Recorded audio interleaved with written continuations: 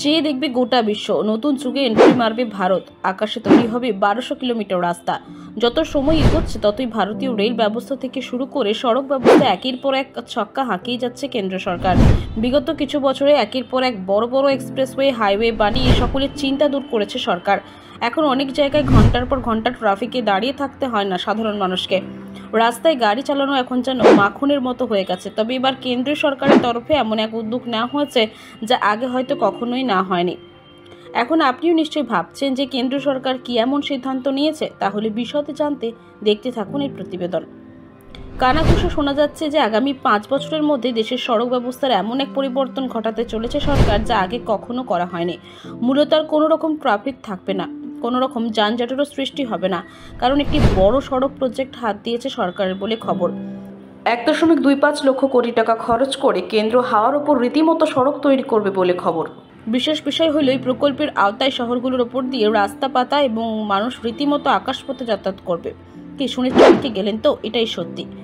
একটি বা দুটি শহরের নয়, প্রায় 200টি শহরে এই ধরনের প্রকল্প তৈরি করা হবে। ইতিমধ্যেই 30টি প্রকল্পের কাজ শুরু হয়েছে।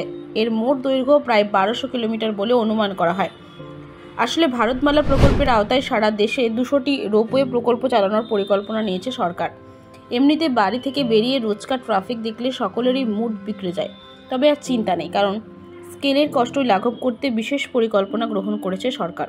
এই প্রসঙ্গে কেন্দ্রীয় পরিবহন মন্ত্রী নীতিন গডকরি জানিয়েছে এই প্রকল্পে মোট 1.25 লক্ষ কোটি টাকা খরচ হবে। এর মধ্যে 60% অর্থ দেবে কেন্দ্রীয় সরকার, বাকিটা বেসরকারি খাতের বিনিয়োগ থেকে জোগাড় করা হবে।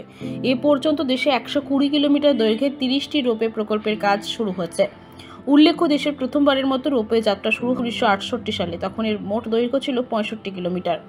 সরকার মনে করছে 2026 সালের মধ্যে 8টি প্রকল্প শুরু হবে। প্রকল্পগুলি আগামী 5 বছরের মধ্যে শেষ করার লক্ষ্যমাত্রা নির্ধারণ করা হয়েছে। কোথায় কোথায় প্রজেক্টের কাজ শুরু হয়েছে জানলে খুশি হবেন। ভারতমালা প্রকল্পের আওতায় বারাণসীতে দেশের প্রথম আরবান রোপওয়ে প্রকল্পের কাজ শেষ হচ্ছে। বারাণসীর সবচেয়ে যানজটে ভরা জায়গা হলো গাদৌলিয়া চক। এখানে রোপওয়ে নির্মাণের কাজ জোর কদমে চলছে। বর্তমানে বারাণসীতে যে দূরত্ব অতিক্রম করতে 1 ঘন্টা সময় লাগে, রোপওয়েতে তা সম্পূর্ণ করতে সময় লাগবে মাত্র 15 মিনিট। বারাণসী রেলওয়ে স্টেশন থেকে কাশী বিশ্বনাথ মন্দির পর্যন্ত যাত্রা ট্রাফিক জ্যাম ছাড়াই যাত্রা সম্পন্ন করা যেতে পারে। এই রোপওয়ে দূরত্ব হবে 4 কিলোমিটার। প্রায় 650 কোটি টাকা ব্যয়ে নির্মিত এই প্রকল্পের কাজ শেষ হবে 2025 সালের মার্চে। যাত্রাপথের মতো 5টি রেল স্টেশন থাকবে। এগুলি হলো বিদ্যাপীঠ, রথযাত্রা, গির্জা রেল স্টেশন ও কাশী বিশ্বনাথ মন্দির। এছাড়া দ্বিতীয় আরবান রোপওয়ে প্রকল্পটি হরিয়ানার মহেন্দ্রগড় জেলার কুলতাজপুর গ্রাম থেকে দোষী হিলটপ পর্যন্ত নির্মিত হচ্ছে। আপাতত এই দূরত্ব অতিক্রম করতে 1 ঘন্টা সময় লাগে, কিন্তু রোপওয়ের মাধ্যমে এবার মাত্র 3 মিনিটেই যাত্রা শেষ করতে সক্ষম হবে মানুষ। আগামী 2025 সালের ডিসেম্বরের মধ্যে কাজ শেষ হবে এবং 900 মিটার দীর্ঘ এই প্রকল্প থেকে প্রতিদিন 5000 যাত্রী যাতায়াত করতে পারবে।